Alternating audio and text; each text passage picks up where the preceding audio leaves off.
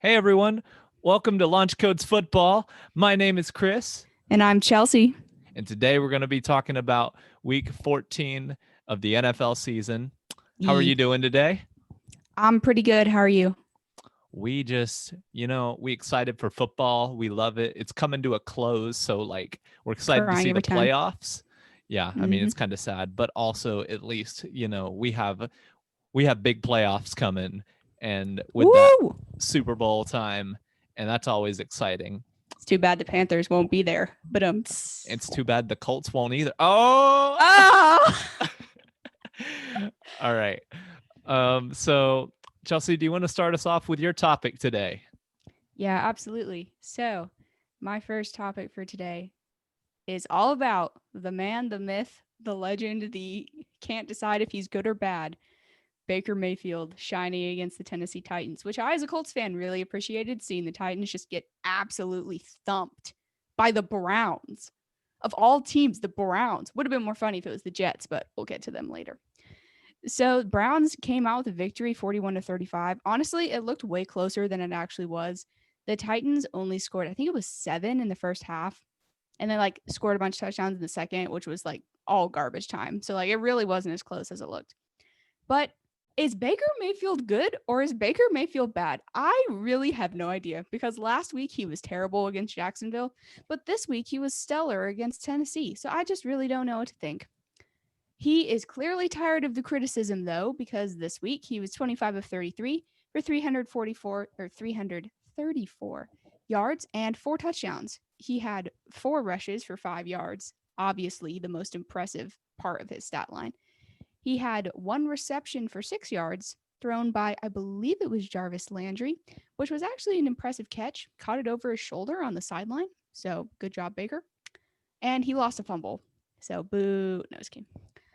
The whole team looked pretty good outside of Baker. I mean, you had Chubb, who had 80 yards and a touchdown. You had Donovan Peoples Jones, the rookie out of Michigan, had a coming out game with a 75-yard touchdown in which Baker Mayfield ran all the way down the field looking ridiculously happy the whole time. Rashard Higgins had 95 yards and a touchdown. So, I mean, their whole offense was pretty on. I think Kareem Hunt had 33 yards or something, which, isn't as impressive as 80, but I think he's more of a pass catching back, anyways, rather than, the 3 down type power back like Chubb is. But the whole team, offense looked good. They're 9-3, which is their first winning season since 2007. I was 9 years old in 2007. I am 22 now. That is a long time. I'm so sorry, Browns fans, but you have lots to be happy about this year for sure. I mean, are the Browns the second best team in the NFC North right now? I don't know. Looking at the Ravens, they've looked pretty lost lately. They will have played on Tuesday because we're recording this on Tuesday. So the Ravens are playing tonight. So I don't know how they're going to look tonight, but I do know that they'll have Lamar Jackson back. But I mean, they've looked lost lately. Lamar's looked all over the place. Plus, they have really bad COVID issues.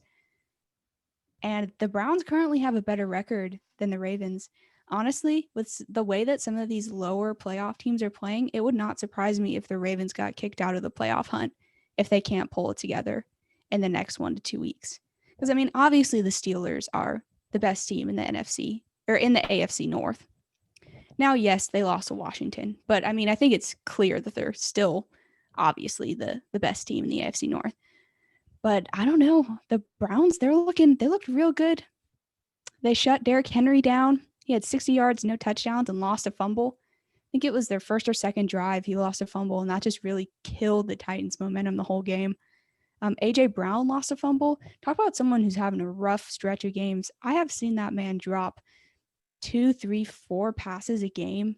He's got to have dropped at least 8 to 10 passes in the last 4 or 5 weeks. He's been having a rough outing. Tannehill threw an interception. Tennessee, is your defense okay?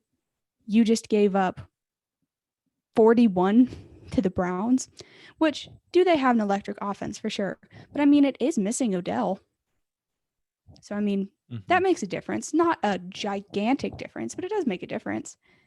Their pass defense is awful. Tennessee's is. even with the addition of Desmond King, they went out at the trade deadline and got him. And people thought that that was going to somehow miraculously fix their pass defense. It did not. Update, fix their pass defense. He's really good, but he's not good enough to fix their whole pass defense. And then, I mean, the run defense isn't stellar either. I mean, they gave up about 100 yards to the Browns, which for the Browns, only giving up 100 is not bad, but we've seen their run defense give up bigger numbers than that this season. So, I mean, I really don't know what to think about either of these teams. The Browns 1 week almost lose the worst team in the NFL, or the second worst, and then the next week go out and beat a playoff contender.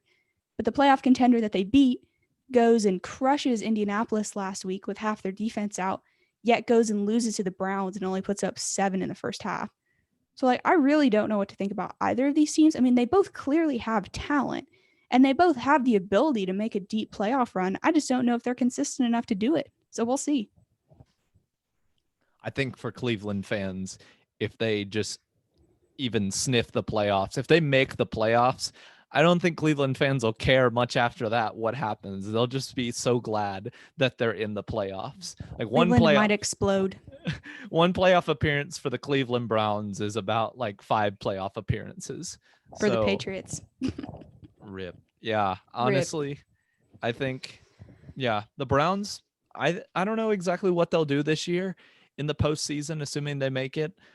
I think it'll be really interesting to see, has Baker Mayfield turned a corner to look really good? I think he's actually a decent decision maker. I think he may not be a Patrick Mahomes or Aaron Rodgers, but he is, in my opinion, a decent to good quarterback, and he can win you games. And I think Cleveland's defense, if they can play well, honestly, Cleveland works as a team, and that's something I like about them. Their whole thing is they work as a team, or their whole thing is that they aren't just relying on one side of the ball or one part of their offense, one part of their defense. It's a collection of things is working together for them. The Titans, I don't know if they have that yet. I mean, their offense is good, but their defense is suspect at times. And so I don't know. Henry's their man. Derrick Henry's you shut down Derrick Henry. Mm-hmm. I agree. And so we'll just have to see what the Titans do, if they can put it all together as a team to make a deep run in the playoffs like they did last year. For sure. It's just interesting. Like I said, both these teams are just inconsistent. Baker Mayfield is inconsistent. I think that he's good. I just don't think he's consistent. So people keep saying over and over and over that they don't think he's good. Like, I think I said in a past episode that he might be overrated, but I don't think he's a bad quarterback. I think at worst he's mediocre. I just don't know if he is like the answer for them for the next 10 years. You know what I mean? I get what you're saying. I don't think he's overrated, unless, I mean, you've obviously got some fans who are going to say he's the best quarterback, or he's this, of all he could time. And you've always got your stands out there.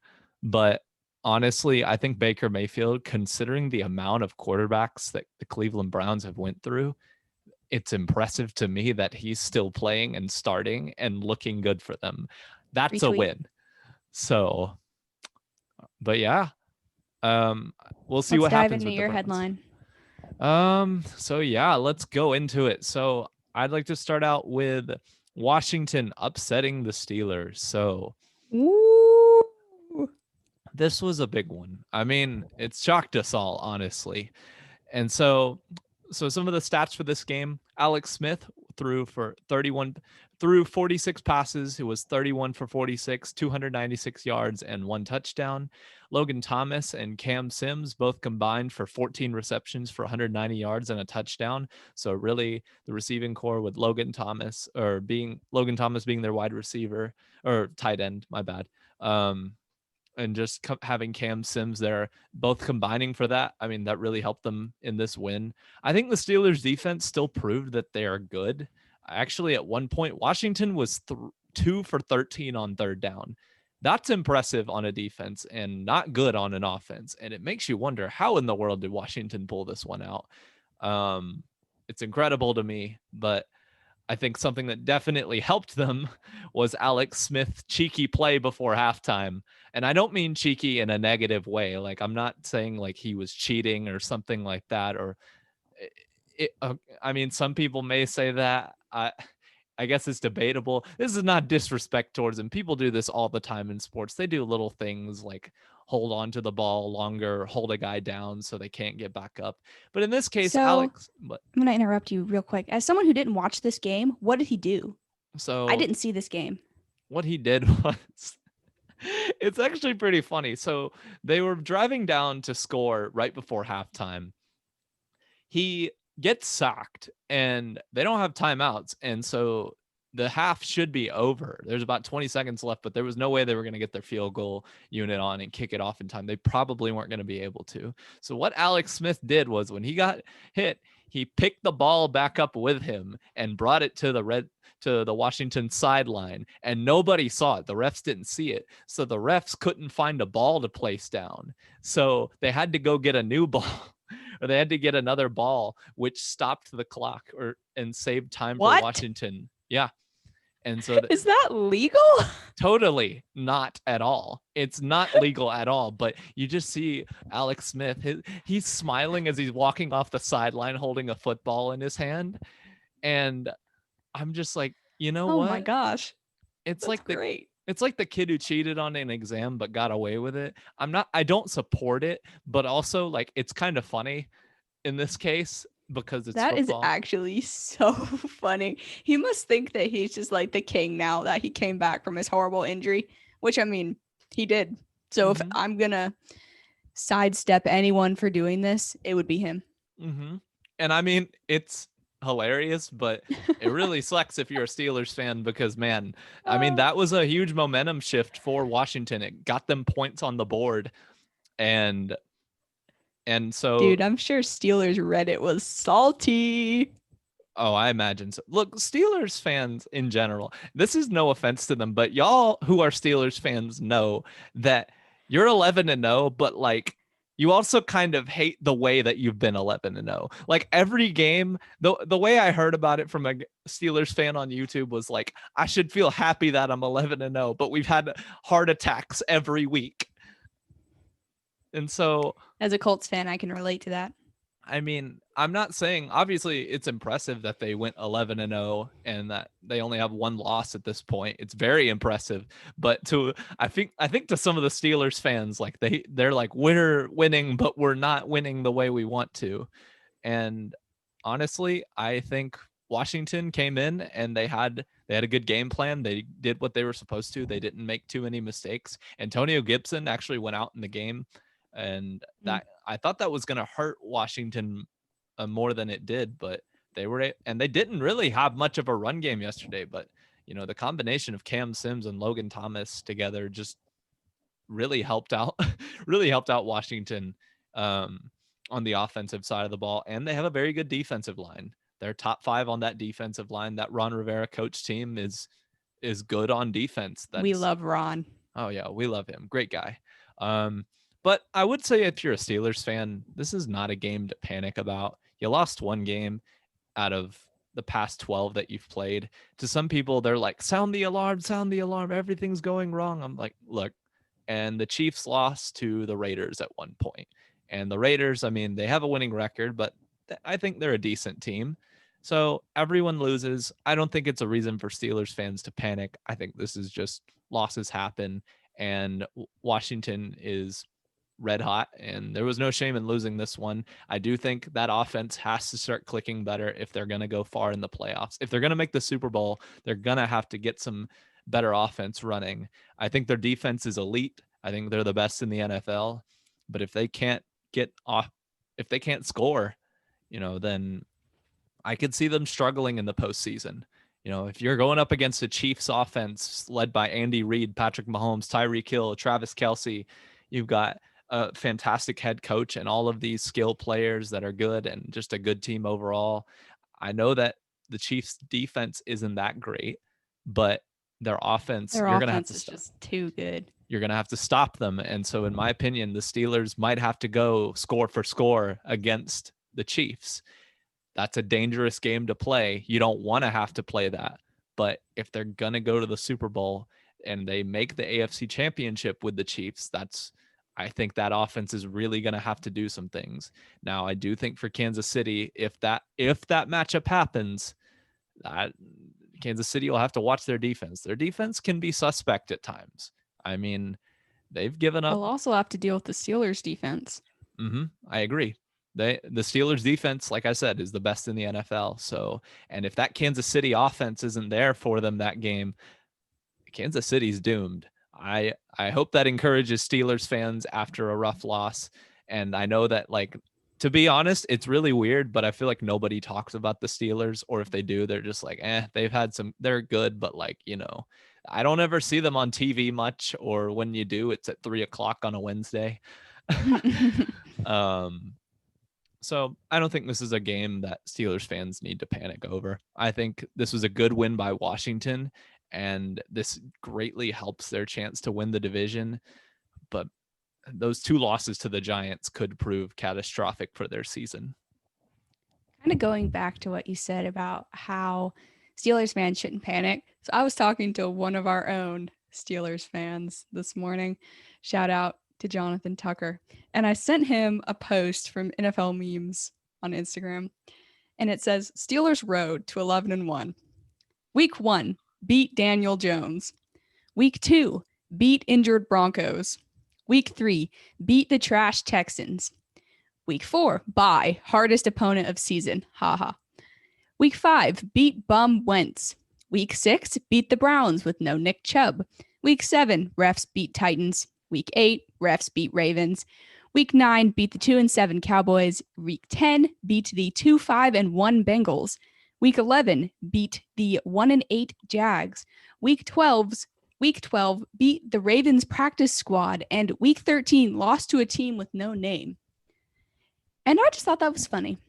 And we got into a conversation about it. And I said, even if you take out the ref games, that's not an especially intimidating schedule. Like, do I think that the Steelers are good? Yes, I think the Steelers are good. Do I think that they're a little bit overrated? Yes. Do I think that they'll beat the Chiefs? The only team that will beat the Chiefs is the Chiefs. If the Chiefs suffer on offense, they'll lose. If the Chiefs suck on defense, they'll lose. No team is going to go toe-to-toe with Patrick Mahomes. No team. The only team that's going to beat them is themselves. I very well think that it'll be the Steelers and the Chiefs in the AFC Championship. And I think that all the points that you said, Chris, are valid about the defense and about having to go toe-to-toe, et cetera, et cetera. Don't get me wrong. Pittsburgh has a very good team. They have a very good offense. They do have drop issues. As someone who had Eric Ebron on my team, trust me, I know. I feel your pain. But I just don't know if the Steelers could go into Kansas City and win a shootout against Kansas City. I think that it would be close, but I don't think that they'd be able to. But I do think they'll make it to the AFC Championship. I just thought that post was funny. And then, of course, he responded with all of the losses that the Colts had suffered. And then, I walked myself right into that one. So I kind of deserved it. But I just thought it was interesting. Like, we will definitely see. Because, think about the Steelers' schedule for the next few weeks. They're playing the Bills this week. Then they go and play Indianapolis, which, the Colts, they won't make it to the AFC Championship. But they're not a pushover. Neither are the Bills. So those will be a couple interesting games to watch for the Steelers for sure. Seems like the Steelers always perform better against teams that are good than teams that are bad. So it'll be interesting to see what kind of numbers they put up against those teams. But the Steelers are definitely a team to watch down the stretch, because if they can go in and beat both of those teams, I think that they have a real shot against Kansas City. But if they struggle in those games, if their offense, isn't clicking on all cylinders, I don't know, man. I just can't see them beating the Chiefs. The Chiefs are just too good on offense. And even though their defense is mediocre, they can drop like 65 points a game if they really try hard enough. I don't know. They're scary. That they are. Their offense can put up points against anybody. And that's not what I'm really questioning. Even they had a close game against Denver, a much closer game than it probably should have been. They had a touchdown that didn't count. Which it should have. Most epic catch of the week for sure. I'm just going to really quick say I was very salty this week. I would have won my fantasy league that I had a huge win streak in if one of those Tyreek Hill touchdowns counted. I just needed one of them to count. And both of them were annulled, and I lost by 6. And I'm just like, are you kidding me? Or I lost by like 5 or 6. It makes you feel any better. I lost because Hayden Hurst did nothing. So man, I was relying on my kicker, which, to be fair, he dropped 11 points, which is pretty good for a kicker. Yeah. But I still lost. There go my playoff hopes. All right. But Chelsea, you got another topic for us, correct? Correct. Let's dive into how the Jets almost pulled off the first win of their very sad season. So they almost did, right? Raiders beat them 31-28. Sam Darnold is still not good. He was 14 of 23 for 186 yards, 2 touchdowns, a rushing touchdown, an interception, and 2 lost fumbles. So you take the turnovers out of there, and he doesn't look. It looks pretty good. I mean, he has 3 touchdowns, but the turnover just killed them. If Darnold had not fumbled twice, and if he had not thrown the interception, honestly, they probably would have won. Like I've said in past episodes, Sam Darnold is verified not good, but I want him to be good. Maybe he'll get traded to another team and he'll be a lot better because the Jets are the Jets. But so got a little Clemson shout out. Farrell on the D line for the Raiders forced both of the Darnold fumbles. So shout out to Clemson for producing D line players every year of your existence. Ty Johnson, or Ty, I think it's Ty, had a coming out game for the Jets, running back, 22 carries, 104 yards, and a touchdown. Josh Adams, another one of their running backs, had 8 carries for 74 yards. So sorry. And shout out to Jamison Crowder for having 5 catches, 47 yards, and 2 touchdowns. You love to see a Jets wide receiver go off, just because it does not happen very much this season. Arthur Mollett, I think, intercepted Derek Carr. That was Derek Carr's 1 interception of the game. And I mean, he was mostly fine. He was 28-47 for 381 yards, 3 touchdowns, and an interception. And he had 2 carries for 5 yards and a touchdown. So both the quarterbacks had rushing touchdowns. And then, man, Darren Waller went off in this game with 13 receptions for 200 yards and 2 touchdowns. He had himself a game. And arguably, I think he's a top 5 tight end. He is very impressive. And he really produces stats in the system that the Raiders play. So that was a big game for him. Raiders just had a bad all-around game on defense. Honestly, you should not be allowing the Jets to go down the field and score on you. Score 28 on you. The Raiders go and beat the Chiefs and then allow 28 from the Jets. If that is not the most 2020 thing I have ever said, there you go. But of course, the Jets jetted.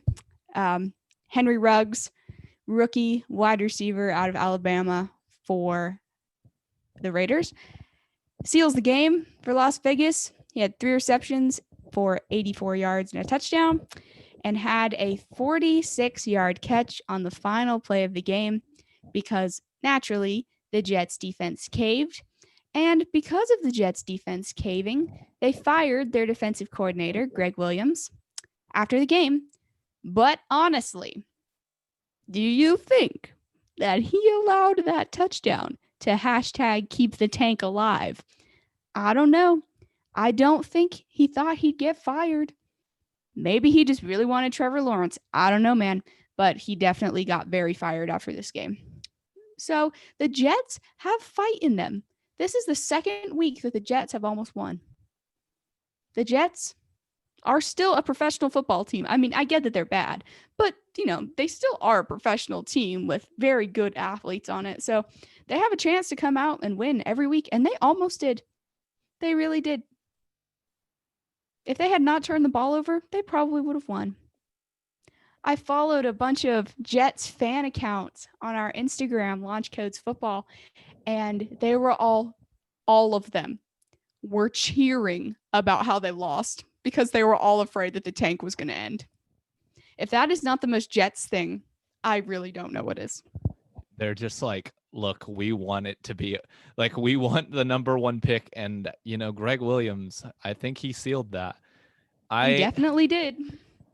Yeah, I want to make a quick comment kind of on that last play that Greg Williams called. And okay, so I know a lot of Jets fans are like, okay, well, why would you call this play? All right, so I think Greg Williams, maybe he didn't get the exact idea, but there's been a recent thing, or maybe it's not very recent, I don't know exactly, but recently when teams have been trying to go throw the Hail Mary types of passes, defenses have been blitzing, sending extra guys to make them throw it away quick so they don't have time to look down the field and do something like Aaron Rodgers has done where he, has all Tell the me time in about the it. world and then throws it and makes this huge completion. So what they're trying to do is they're trying to make the quarterback throw quickly so the receivers don't even have time to run up the field. Actually, what I did was I remember this happened against the Saints back when Teddy Bridgewater was starting for the Saints, and they were playing the Dallas Cowboys on Sunday Night Football. Dak Prescott with 2 seconds in the fourth. I was just watching the video just now. 2 seconds left to go in the fourth. They're throwing a Hail Mary. Saints rush 5, makes Dak throw it away, throws an interception. That's the ball game. It doesn't even reach the end zone. So I think what Greg Williams was trying to do was something similar to that. But then you watch the Jets play, and he rushed like 6 or 7. And rushing 5 makes some sense because you're just putting extra pressure, but you still have enough guys. But if you look what happened, one of the secondary players, I mean, he got beat. Like if you look, Henry Ruggs beat him. He juked him out of his shoes and then got him. And then they scored the touchdown. And so on some level, that is on the secondary player or the corner. I can't see exactly who it is, but that is on some level on them. But also, why do you need to rush 7? And the problem is the 7th guy you can watch, if you go back and look, the 7th guy isn't really blitzing. He's just standing there, slowly jogs up, and then at the last second blitzes. And maybe that was the plan, but in my opinion, if you're going to send an all-out blitz, then just send it. I don't think it's a good Commit. decision. I don't think it's a good decision. And I guess that guy is there to protect any safety valves that may be running an underneath route or something, but there was nobody doing that. Everybody was running deep because there were 9 seconds left in this game, and the Raiders had no timeouts. So it just, I know everyone's talked about it, but I think that's where Greg Williams got his idea. I'd seen it a couple times, like blitzing on the Hail Mary, but the Saints sent 5. There's a difference between sending 5 and 7. So, I mean, that's pretty much all I got for that, but I just kind of wanted to talk a little bit about that with what the Jets did. So, I mean, I agree for sure. I think it also depends on the quarterback. Like, would I rush 5 against Patrick Mahomes, who has one of the quickest releases in the NFL? Probably not. Would I rush 5 against Aaron Rodgers, who, same thing, or even Ben Roethlisberger, who's had an incredibly fast release this year? Probably not. I'm pretty sure that Derek Carr is not known for having one of the faster releases in the NFL. So honestly, they probably could have gotten away with not doing that. It's just very Jets, trying something that works and then failing miserably, but the idea being good. It just speaks Jets. I So see what sorry, you mean. Greg Williams. I hope that you get hired somewhere else and learn from your mistake. But can we take a moment to acknowledge that they fired Greg Williams and not Adam Gase? Yeah. You're, what? That's all I have to say. I mean, maybe they're just waiting till the season's over. I don't know. But I don't know either. You're going to fire the defensive coordinator, but not Adam Gase, who's literally the cause of all of your problems for play calling. It's just very Jets. it is. I don't know, but we'll see what they do with their probable number 1 or number 2 pick. Next topic we got here. This was an interesting game too. We got the Giants upsetting the Seahawks. I thought this was an interesting game. You check at the halftime, people probably turned their heads a bit. It was 5-0. Like 5. 5 points. What a strange number. So 5-0. What the heck? I mean, Seattle was winning, but they only put up 3 points in the first half. The other two were scored by a blocked punt by the Seahawks special teams, and they almost got the touchdown, but when the player grabbed it, it was either already out of bounds or maybe he was out of bounds when he grabbed it. I don't know. He It probably sucked. regrets not scoring a touchdown there. It would have been a tough grab for a touchdown, so I can't blame him. And it was a great play. Either way, they scored. But the Seahawks offense, I mean, it's rated third in the league. It's top 5.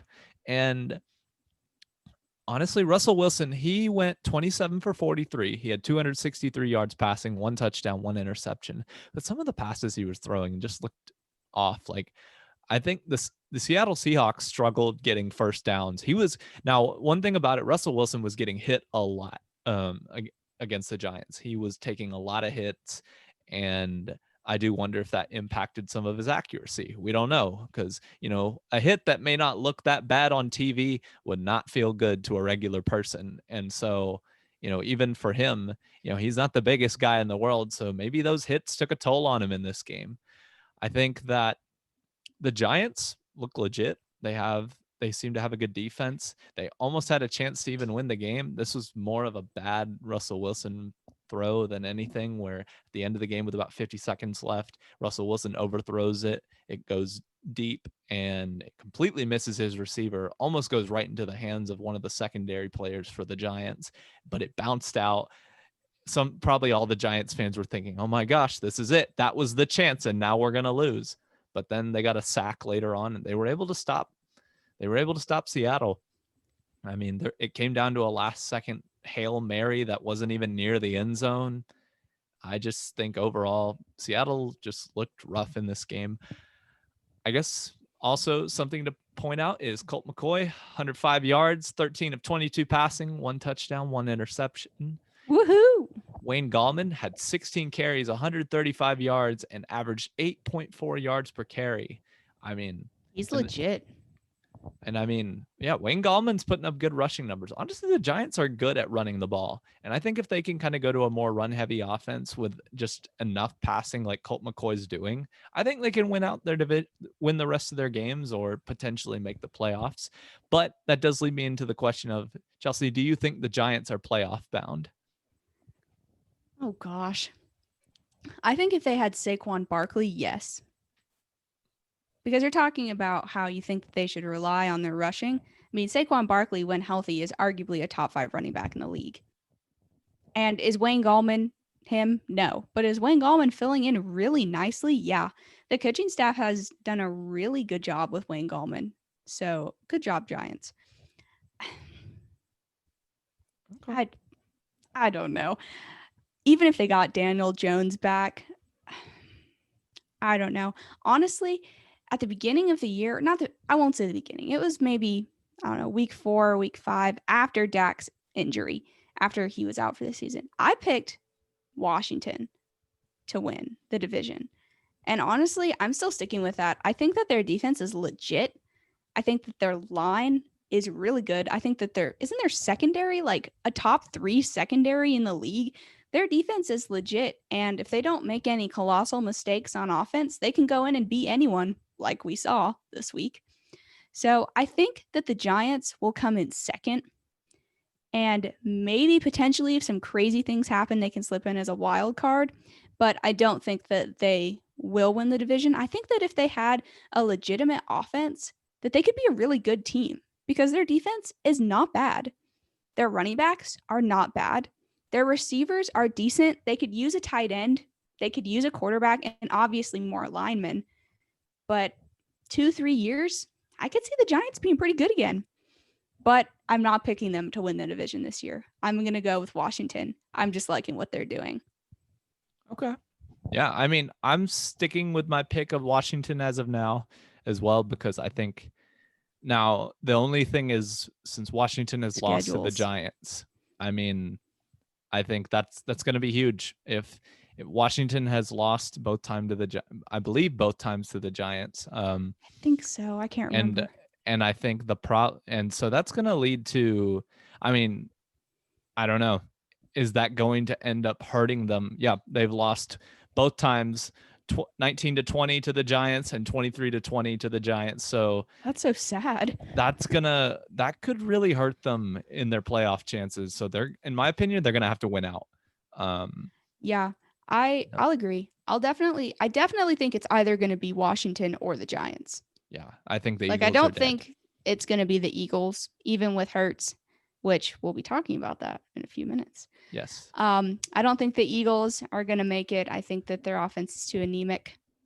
Their defense has showed some sparks, though, but I definitely think it's the offense that has the problem.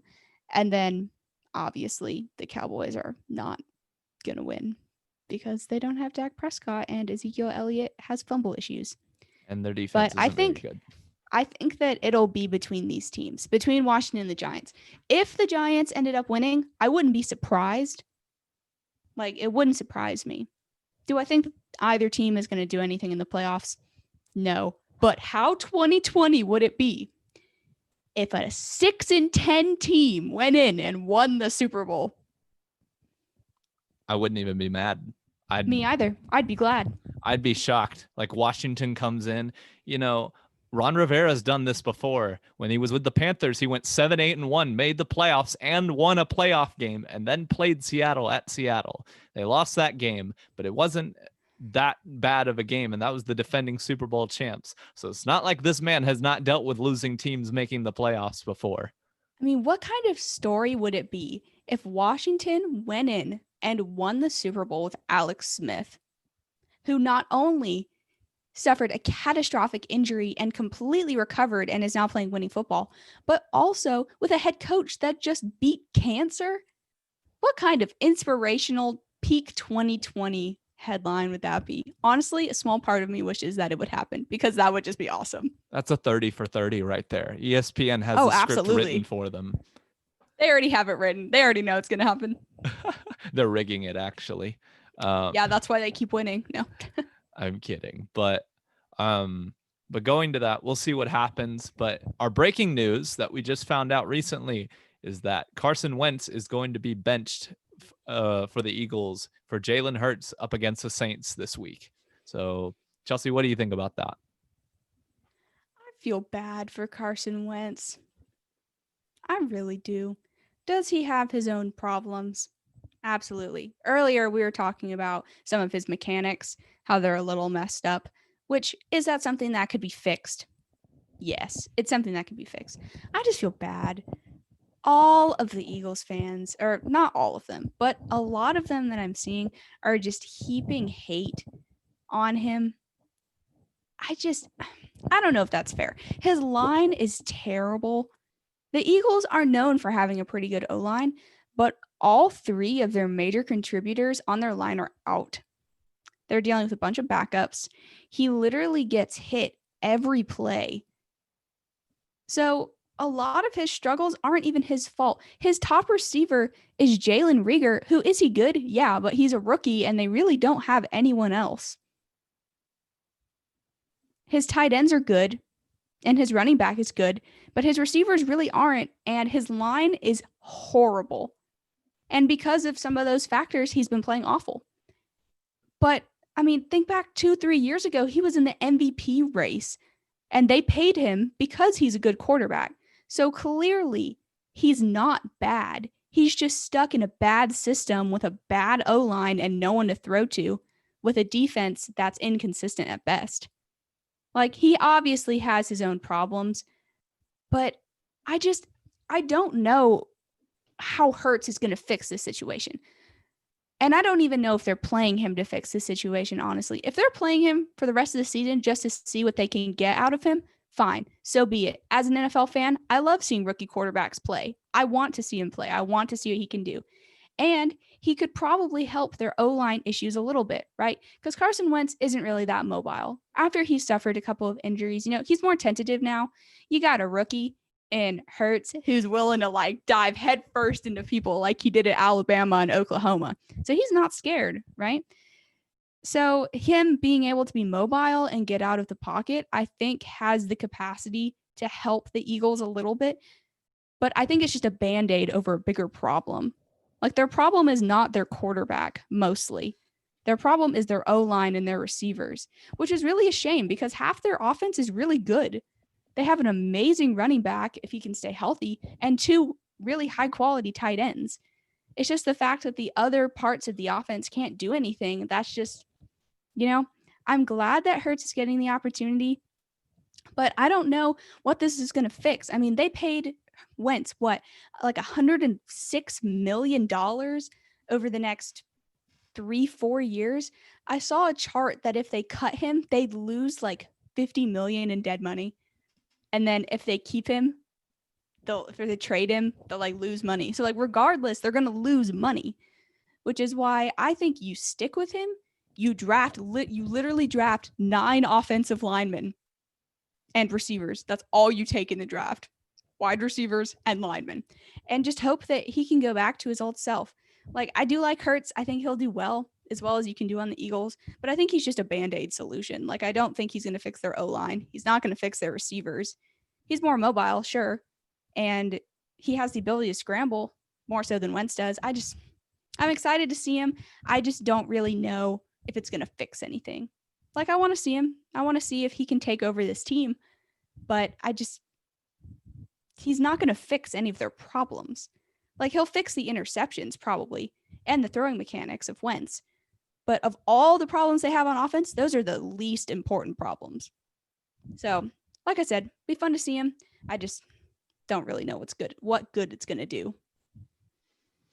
I agree to an extent. I think Jalen Hurts, I don't think they're putting him in here expecting him to fix everything in the offense. I think he's more mobile than Carson Wentz. Not to say Carson Wentz isn't, but I think Jalen Hurts is going to be able to get around the pocket a little bit easier and I think they're trying to alleviate some of that pressure that the quarterback is getting. Like Carson Wentz is getting a lot of pressure on him right now. And I think with Jalen Hurts, they know he can escape tackles or you can escape the pocket a little bit better than Carson Wentz. So maybe they're hoping that will be able to create some opportunities for them on offense. And, the fact that they'll have a more mobile quarterback might help them.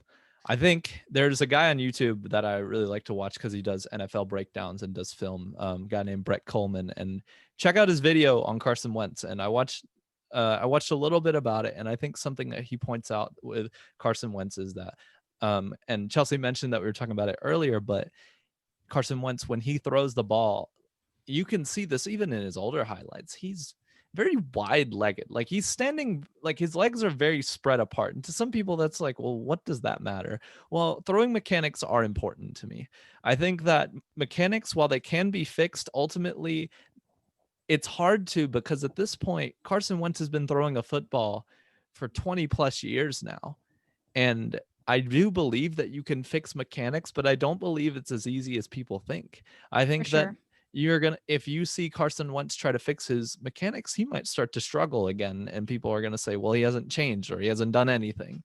And that it might take some time if he changes that.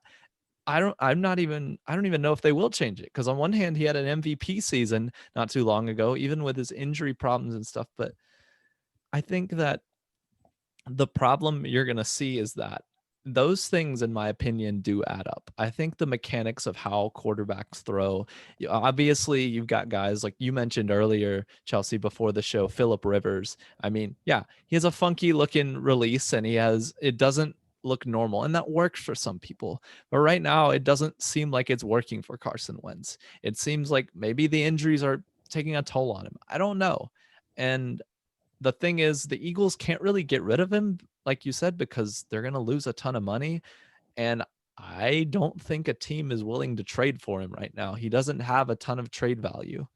So I will say, I have been looking at all of the posts on the socials, and I follow a bunch of Eagles accounts, and I have seen Eagles fans petitioning to get Carson Wentz traded to Indianapolis for actually, I'll say 3 reasons. Number 1, Frank Reich was his offensive coordinator in his season where he could have won MVP.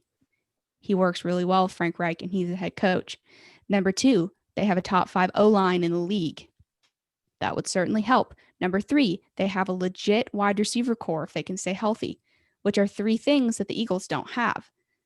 I could see the Colts maybe trying to trade for him. I don't think they'd give up a lot for him because of his injury history and his recent, flaws and some of the things that have happened.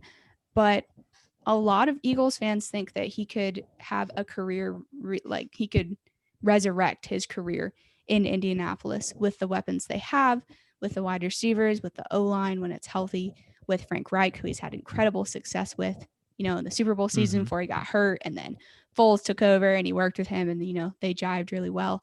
So I could see that working. I just don't think Indianapolis will do anything about it. But I think if he was going to go anywhere, that's where he would go. I could see that. I think the problem Indianapolis would have, it's not giving away picks. It's the amount of cap space that Carson Wentz takes up. And you have, then you, because you got, let's look at the Colts. They have a very good defense. They have a very good offensive line. They have good receivers. You go get Carson Wentz, you have to sacrifice somewhere. You have to take away from something. Well, you don't want to take away from your defense because they're young and elite. You don't want to take away from the offensive line because they're protecting Wentz, but you don't want to take away from the receivers because you want him to have weapons. So I will say I could see them shipping T.Y. Hilton off because he's getting older. And I think the Eagles are desperate enough to take anyone. Not that I think that they should ship T.Y. off, but he's over 30 now. And, this year has definitely been a bad year. But the last couple of games, he's played really well. Mm-hmm. But I do agree with you. I mean, the Colts are known for having, the last couple of years, having some of the most cap in the league. We have a ton of cap in Indianapolis. But the thing is, we have Darius Leonard and Quentin Nelson that we have to pay. Mm-hmm. And they're both going to want heaps of money, which they obviously deserve because they're two of the best at their respective positions. So, I mean, you got a point. He's going to eat up cap. I mean, maybe if he's desperate enough and wants to resurrect his career, he'll be willing to take less, do some contract maintenance. I don't know, but I just feel bad for him. I see what you mean. And I mean, it'll be interesting to see what the Colts do. That's just kind of my thought on the topic of if they traded for Carson Wentz, is he worth the amount of money that they would have to pay him and sacrifice at other positions? And that's, I think, ultimately what it comes down to. But all that aside, we have our hot take for this week. Chelsea, would you like to read it off for us? Absolutely. So shout out to Kevin's son again for his second hot take in a row. So this week we got, with the Seahawks loss to the Giants on Sunday, Russell Wilson is officially out of the MVP race. That is our hot take for the week. Here is the justification. The Seahawks lost the Giants at home. Yes, the Giants have a good defense, but Seattle's offense is better. You would think that Seattle, with all the weapons that they had, could go out and thrash the Giants, even if they are halfway decent. I added this because I thought it was funny. I said, Colt McCoy greater than Russ? Obviously not. That was for giggles. The two other leading MVP candidates, Mahomes and Rodgers, have lost a combined 4 games, but all to starting quarterbacks. Russell just lost a game against a backup. Now, good job, Colt McCoy. You just won your team a game. That was awesome. But you aren't a starter. Russell's stats from this game, 27-43 for 263 yards, a touchdown, an interception, a lost fumble with a QBR of 31.9, which you look at those stats, and that's not Russell Wilson-esque at all. I don't know what has happened to him the second half of this season. It's probably his O-line issues. But he has just gone from leading the MVP race to not. So what do you think, Chris? Do you think that he's out of the MVP race with this loss? I guess the question is, who are we putting in the MVP race as well? So we've got, put Rodgers and Mahomes. Rodgers and Mahomes. Well, I'm going to be honest with you. The NFL, the way MVPs work is they don't, this is going to sound really bad, but the way this works is it's not really about are you actually the most valuable player? But yeah, and honestly, it's just more about we obsess. Most valuable quarterback, more like. I agree, but people obsess with new. They always want new, and what's new and flashy. And Mahomes has already won the MVP. He might still get it, and especially if Russell continues to lose games, Mahomes will probably get it. He's still kind of, that flashy new that people like. I don't think Rodgers is going to get it. He's been around too long. People aren't fascinated by as much by him as they used to be. This is really sad, and I'm not trying to sound like this kind of person, but I just don't think the MVP is always about who's actually been the MVP for their I team. agree. It's most of the time just like who's winning, who's flashy, all this stuff. So it could go back to Mahomes. I don't know. I think people in general really want to vote for Russell Wilson because he hasn't won it yet and they don't want to give it to the same person again. So that's just something I don't feel like the media members who vote want to happen. It doesn't happen often, which, I mean, in fairness, it's a very hard thing to do. But also it's like, we obsess over the new. You know, we want the new flashy things. And that's, I mean, Lamar Jackson got it. And Lamar Jackson now, I believe he earned it last year, but it's also like, was he the best quarterback?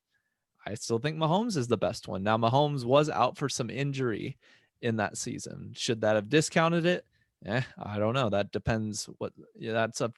Each person feels differently about that.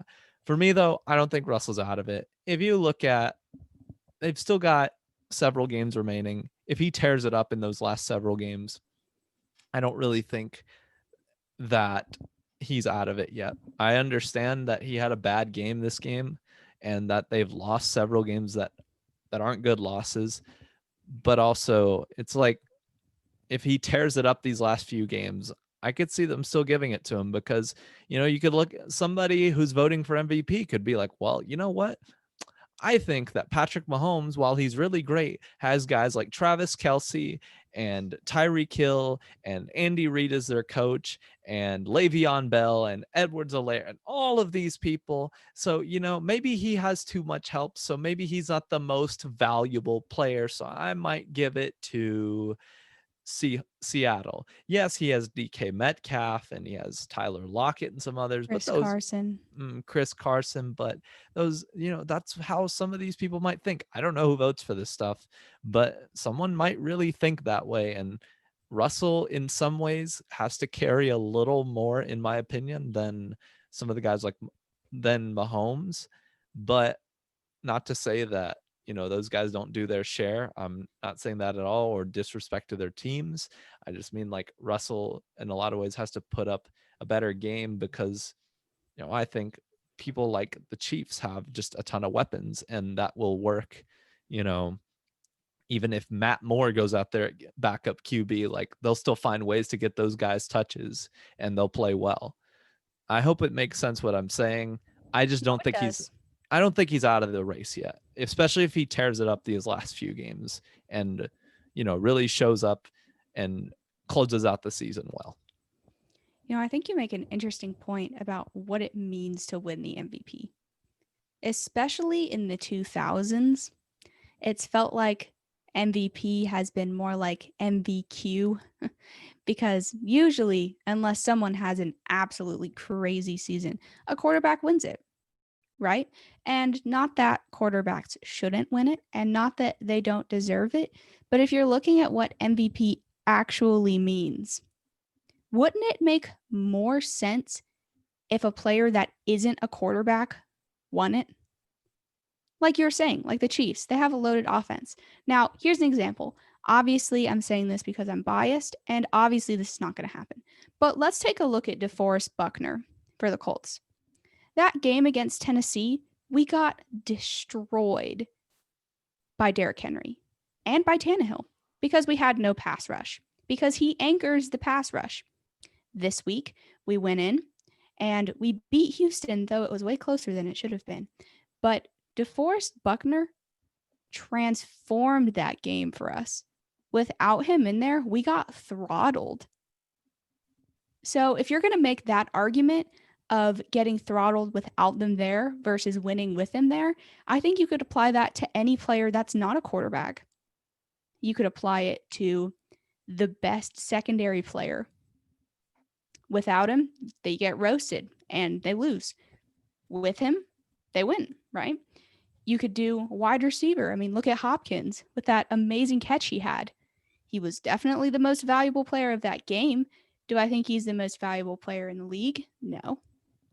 And, I get the weight that quarterbacks carry. Obviously, your chances of winning are going to go way down if you have a terrible quarterback. So they're important. But I just think a lot of the other position players get looked over.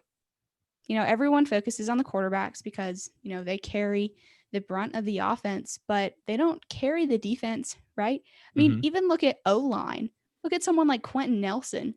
Without Quentin Nelson, our line would be terrible. But like no one's ever going to give the MVP to an O lineman because they're an O lineman, and that's not flashy, right? So Yeah. I think it just presents an interesting conversation. Like I do think that a quarterback's still going to win it. I don't think that Russ is out of it. I think of the three of those quarterbacks, he's the third best currently, but I don't think that makes him out of it. I think it prevents it's an interesting thing to talk about. Like maybe we should start considering the Aaron Donalds and the Quentin Nelsons of the world for the MVP rather than the Aaron Rodgers and the Russell Wilsons. Mm-hmm. I agree. The problem with football is that, is the way that it's set up. It's very much, yeah, your quarterback is your main focus, especially in today's offenses and stuff like that. You just, Didn't used to be though. it used to be running backs who won it all the time. Used to be Jerome Bettis, the bus. Mm-hmm. Now I But don't know if he's won the MVP, but when I think of a running back that can just take over, that's what I think of. mm-hmm. Or even guys, this has only happened once before, but Lawrence Taylor winning MVP back when he Yep. used to play the only defensive player to ever win it. And that's kind of crazy to me. Maybe they need to do something about that. But they've also neutered defenses so hard in the NFL Yeah. today that what can you do? I mean, I'm surprised Aaron Donald hasn't won it. I mean, he won Defensive Player of the Year, but I mean, there could be an argument for him being the most valuable player of that team that year or in the NFL. I mean, he was amazing. Yeah. We'll have to see how the year pans out, but as far as Russell being out, I'm not sold that he's out. I can Same. definitely see that he's not the leader. He's not leading the race right now, though. I can agree with that. I agree. All right. So our last segment here, we've got game picks. So And who's winning, Chris? Chelsea is winning by 3, 47 You're to catching 44. up to me, though. I am right there. And you tried to blow me out last week. Well, it didn't No, happen. So I picked 3 upsets and only one of them happened. So, and I guess we still don't know about the Dallas game yet. So, because we're recording this on Tuesday afternoon. So, Yeah, we by the don't know time about this that one comes out, we'll know though. So it could be 47 to 45. yet. Mm-hmm. So, all right. Our first game we got here, Patriots at Rams. I've got the Rams. I think the Patriots played a great game against the Chargers, but I think the Rams, they're a really good team. They seem like, I think they are a legit contender. And so I'm going to pick them to go for this game. So I'm going to go with the Rams also. Like you said, the Patriots had a great game against the Chargers, but I think that the Rams defense is going to be too much for Cam Newton. all right, next game, Broncos at Panthers. I'm going to go with the Panthers here, but also because McCaffrey could be back for this game. There are the concerns, though, for the Panthers are that there are 8 Panthers on the COVID list right now. They tested it today and there were no new tests, but I think that could hurt them. Not quite as bad as it hurt the Broncos a couple weeks ago, but I'm going to go with them. I think they're well coached. I think they have a good vision, and I think they can win this game. I'm going to go with the Panthers because the Broncos are the Broncos. Fair take. Next, we have Texans at Chicago. I'm going with the Texans. They've been playing well recently, even though they lost Will Fuller for the year, which is, I think, could hurt them through the rest of the season. I still think they're playing good football. And so you got to give props to the Texans starting out the year. Awful, everything going wrong, coaching fiasco, coming in with COVID protocol. It was a mess, but they've seemed to be legit. So I'm going with the Texans. I'm going with the Texans also because Deshaun Watson is greater than Mitchell Trubisky. All right. I mean, I like the honesty. So Cowboys at Bengals. Chelsea, who do you got? I'm going to pick the Cowboys. If the Bengals had Joe Burrow, I'd pick the Bengals. But I'm going to go with the Cowboys. I think that Ezekiel Elliott is going to have a good game. And I think that's going to be the reason they win.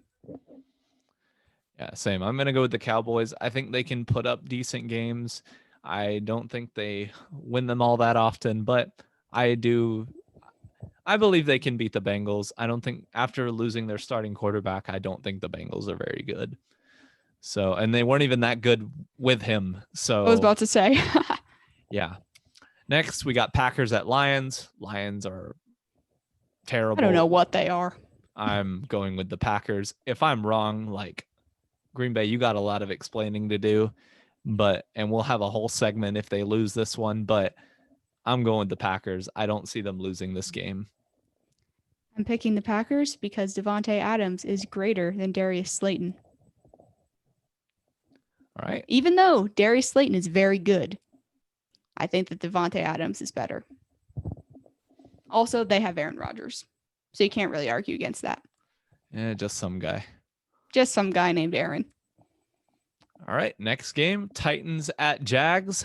I've got the Titans. I think they're going to have a bounce back game, even though they didn't have a great one last week against the Browns. I think the Jags are awful. I think everyone feels that way. I mean, they're not to the point. They've been competitive. Yeah, they're competitive. They're not to the point where they're just going to lie down and lose by 40. But I think that the Titans are a better team. I'm also going to go with the Titans, but there is a small part of me as a Colts fan that wants the Jaguars to win, not only because it would hurt the Titans' record, but also because a win would put the Jaguars farther away from Trevor Lawrence. But I'm still going to go with the Titans. I just might have to deal with Justin Fields instead, but that's fine. I mean, they'll just get massacred by bad offensive lines anyway, so what does it matter? Watch the Jaguars take Trey Lance and then he be awful. I would laugh. Not that I want him to be awful. I want him to be good, but I would still laugh. Picks over Trevor and Mr. Ohio State to take Trey Lance, who doesn't have that much experience. I would laugh. I'm so sorry.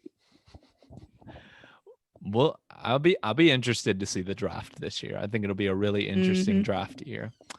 All right, next we have the Chiefs at the Dolphins. I'm going with the Chiefs. I think the Dolphins, I think they're a good team, but I think the Chiefs overall are still, I mean, they're the favorite to win the Super Bowl. I think they will drop a game eventually. They played a close game against Denver, and, they could drop this one. They didn't look super sharp against Denver, so I could see them maybe dropping this one and losing it, but I'm still going to pick them. So I'm going with the Chiefs. I'm going to pick the Chiefs also, but I think it will be entertaining. It'll be Patrick Mahomes versus one of the rookie golden children of the NFL in Tua.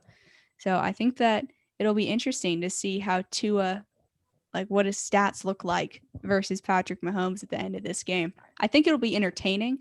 I don't think that the Dolphins will win. And I don't necessarily think it'll be super close, but I do think it'll be entertaining. All right. I think it could be an entertaining one. The Chiefs have given us entertaining games. That's the great part about them not having an elite defense, is that some of these end up in shootouts, right? So, True. All right, next game, we got the Cardinals. Both picked the upset, I see. Yeah, we got the Cardinals playing the Giants, but I'm going to be honest, the Cardinals have dropped 3 in a row. Is this real? I know by record this is an upset, but the Giants have been playing well recently, and the Cardinals just haven't, and they haven't shown that they're going to turn it around. I thought about picking them for this game for a bounce back game, and they might. The NFL is weird, so but I'm going to go with the Giants as of now. I'm going to pick the Giants too, because what the heck? That's my justification. Also, it's 2020, so it could happen. Also, like you said, the Cards haven't looked good. I think the Cards are officially, I think they were overrated. I think this is, what they actually are. I think that they have a lot of talent and a lot of promise, but the Giants are on a tear. I want to see Wayne Gallman go off. Mm-hmm. I want to see them win. And they're at home, which, doesn't matter that much this year. But I'm going to pick the Giants. And I know we're both going to be real salty if the Cardinals win this game because we're both not going to get points towards our winning totals. You know what? I'll take a tie over you winning and me losing a pick. So, all right. Next, we got the Vikings at Bucks. All right, we got different ones here. So let's go. I'm picking the Vikings. I think they're going to make an upset out of the Bucks because the Vikings have been playing really well recently. They've won their games. They've been doing what they've got to do. And I think as of right now, they're a playoff team, I believe, or like they're right on the edge. So, and they've really turned it around ever since Dalvin Cook has gotten healthy. Their team seems to have just been rejuvenated. It seems like things are going better for them than it was weeks ago. For instance, when they played Seattle and that whole thing happened of not kicking and then giving up a DK Metcalf game winner. So honestly, they've gotten a lot better since then. So I'm going to go with the Vikings. I think the Bucks haven't really, they've improved sometimes and then other times they haven't improved. So. All right. I'm taking the opposite team. I'm going with the Bucks. Mostly because, okay, I will preface it with the fact that I would not be surprised if the Bucks lost this game. I think that this could be a trap game for the Bucks. But I do think they'll still win because I do not think that Tom Brady wants to hear about how Kirk Cousins played better than him. Tom Brady don't want to hear any criticism right now. He just wants to play. So that is true. Also, I don't know what the deal with him and Arians is. I have never, honestly, it warms my Colts heart to see a head coach calling Tom Brady out on national TV and Tom being like, "What are you doing?" I'm just like, yes, I love to see it. I don't know what their deal is. I don't know why Bruce Arians is not catering to Tom Brady, considering Tom Brady, as much as it hurts me, is the best quarterback of all time. I don't know about you, but if I was Tom Brady's head coach, I would do pretty much anything he asked me to do because he's Tom Brady. So I don't know why Bruce Arians is being all antagonistic and trying to do something Tom is not, he just can't do. I mean, he's old. Is he still really good? Yeah, he's still good, but he's old. He doesn't have the capacity to throw the ball 60 yards downfield. He doesn't have the capacity to throw it 60 times a game anymore. I don't know what Bruce Arians' deal is, but I would do what Tom wants you to do. And I think that if he does that they have a real shot of being a Super Bowl contender. I just don't know if Bruce Arians is going to do it. But I still have them winning this game. All right. Next, we got the Colts at Raiders. This you was didn't hard. even put one in this blank. This is a tough one. I'm going to be honest. Like the Raiders just came off of, I know it was a win to the Jets, but I mean, that's a huge momentum, could be a huge momentum booster, but also the Colts are good. I'm going to have to go with the Colts though. Not to pick the same as you, but because if I have to take on the surface, which team I think is better, I think it's the Colts. I'm going to go with the Colts because I'm a Colts fan. No, just kidding. Actually, I am a Colts fan, but I have actual reasons. I do think that the Raiders are good, but I mean, they just gave up 28 to the Jets last week on defense. I think if they can get their running game going, that they have a real shot of beating us, because I've talked about in previous episodes that I think that they have one of the best running back tandems in the league. So if they can get their running game going, I think that they can beat us. But I don't think that they'll be able to with Buckner and Autry back. And it finally, praise the Lord, looks like T.Y. Hilton and Phillip Rivers have finally established a repertoire between each other. So hopefully T.Y. Hilton will have another good game. I will say, I don't remember his last name. Is it Trayvon Mullen? He is good. I have looked at his stats the last few weeks, the secondary play for the Raiders. He's legit. So we're going to have to watch out for him because I could see him creating some kind of turnover. But I think on paper, the Colts are still better, especially on defense. I think that they can shut down a Derek Carr. Even though Derek Carr is really good, I think that our defense is better, especially if we get Okereke and Willis back, who are both out this week. So I'm going to go with the Colts, but I do think it'll be close. I don't think we're going to blow out the Raiders because the Raiders are a playoff team and they're good. So I think it'll be close and competitive, but I do think we'll beat them.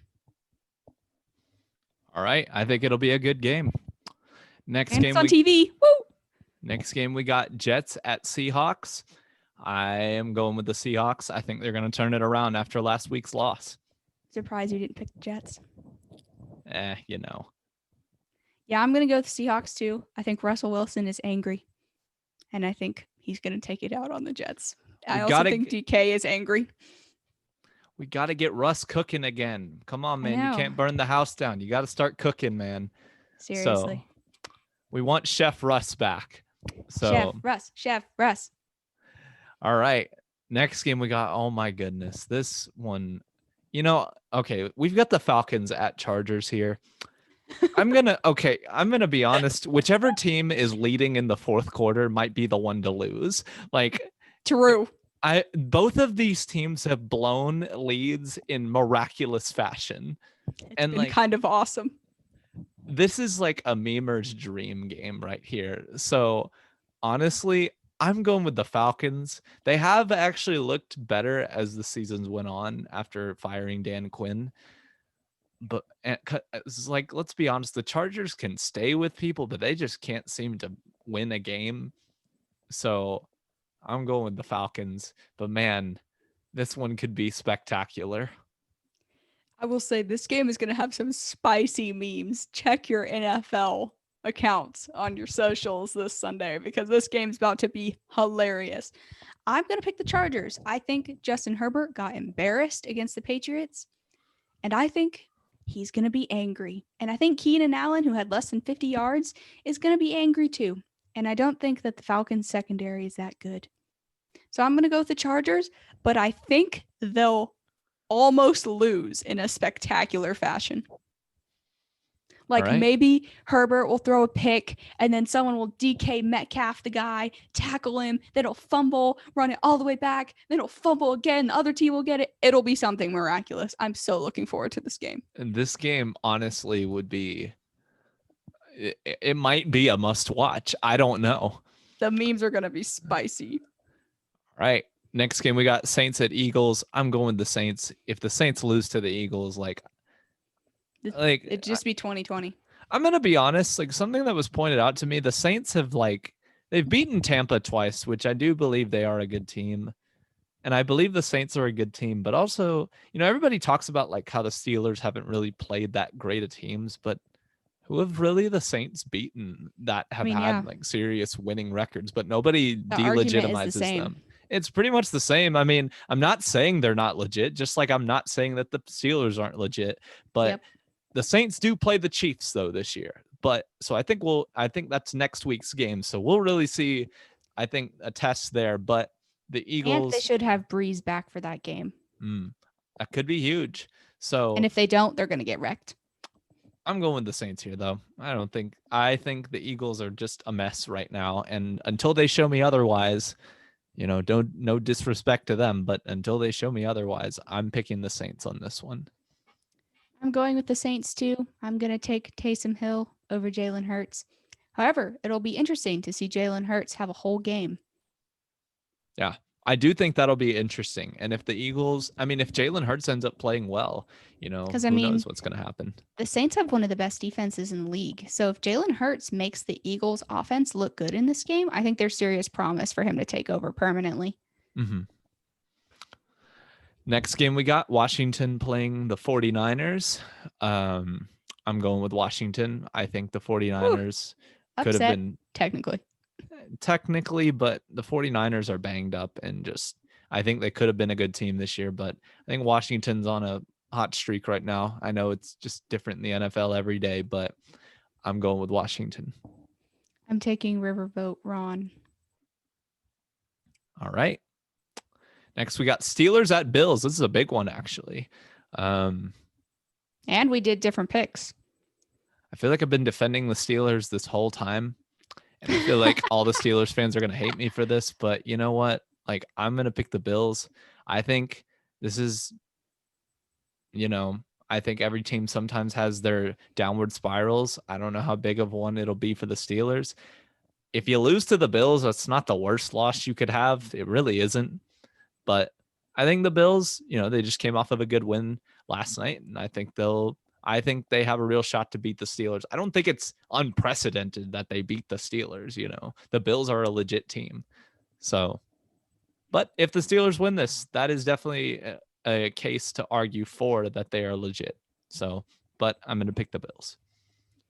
I'm going to go with the Steelers in this game. I think that they're going to come out angry and that they're going to want a bounce back game and that Mike Tomlin's going to yell at them a lot so they'll play better. But I don't think it'll be a blowout. I think it'll be close because that Bills defense is legit. So the Steelers are going to have to clean up their drop issues if they want to win this game. And they're going to have to get James Conner going. Yeah. If they can do those things, I think they'll win. But if their drops continue and if they don't have a running game and the Bills make them one-dimensional, I could see them losing. But I do think that they'll still win. But I think it'll be close. I think it'll be competitive. And I think it's finally a good Sunday night game and not boring NFC East matchup. Sunday night game. An entertaining Sunday night game. Who would have thought? Though the NFC East is less boring now. But earlier in the season, it was boring. It was like the Cowboys, what felt like every night. I'm just like, stop, please. Stop embarrassing For the love of them. all of us fans, please. Like, stop embarrassing them and stop embarrassing us NFL fans. We're trying to show maybe some family like, oh, yeah, I love watching the NFL. Let me show. And then it's just and the score's like 9-6. It's like, oh, yeah. Last game here, we got Ravens at Browns. This could be a really interesting one. It's a big one. But I'm going to go with the Browns. I think the Ravens need to win this one. They need a statement win. They have to win this game. But I'm going to go with the Browns. I'm going to go with the Browns too. I don't know what, because we're recording this on Tuesday and the Ravens play tonight. So by tomorrow, we'll kind of know what the status of the Ravens is going to be for next week regarding injuries and COVID cases and everything. But the Browns look like they have something to prove. Baker Mayfield looks like he has something to prove. And the Ravens are in a slump. And I think that there is now a chance that the Ravens don't even make the playoffs. With the amount of teams that are surging in the AFC, it would not surprise me if the Ravens didn't make it if they keep losing. I think that this game is a must-win for both teams, especially the Ravens. I think that if they lose this game, they might not make the playoffs. Which, who would have thought that I'd be saying that at the beginning of this season, considering the Ravens have one of the best rosters in the NFL. But I mean, the issues that they're dealing with, the chemistry issues, how Lamar is playing, I don't know. Baker has something to prove. Nick Chubb is really good. Their defense is suspect, but I think that Baker Mayfield could outduel Lamar in a shootout. Yeah, I agree. I think he's got a lot of weapons on offense. I think the Browns offense overall is better than the Ravens offense right now. Especially wide receivers. The Ravens have no wide receivers, and honestly, it might be their demise. I don't know if they have no wide receivers, but I think it's more like they don't seem to utilize them as well as the Browns do. I use no flexibly. Okay. Like when I think of games and receivers and yards and stats, I don't think of the Ravens, right? Marquise Brown hasn't really done anything. Willie Snead is good, but he's not wide receiver one material. I mean, the Browns, they lost Odell, yeah, but they have Landry and Peoples-Jones and Higgins, and they all produce every week. And I don't see those same kind of numbers on the Ravens. I get your point. All right. Well, I think that's about it for this week. So thanks for listening, everyone. Tune back in next week for more content. In the meantime, follow us on Twitter @_LC football_ and Instagram at Launch Codes Football and our YouTube channel, Launch Codes Football. I'm Chris. And I'm Chelsea. And we'll see you next week. Bye.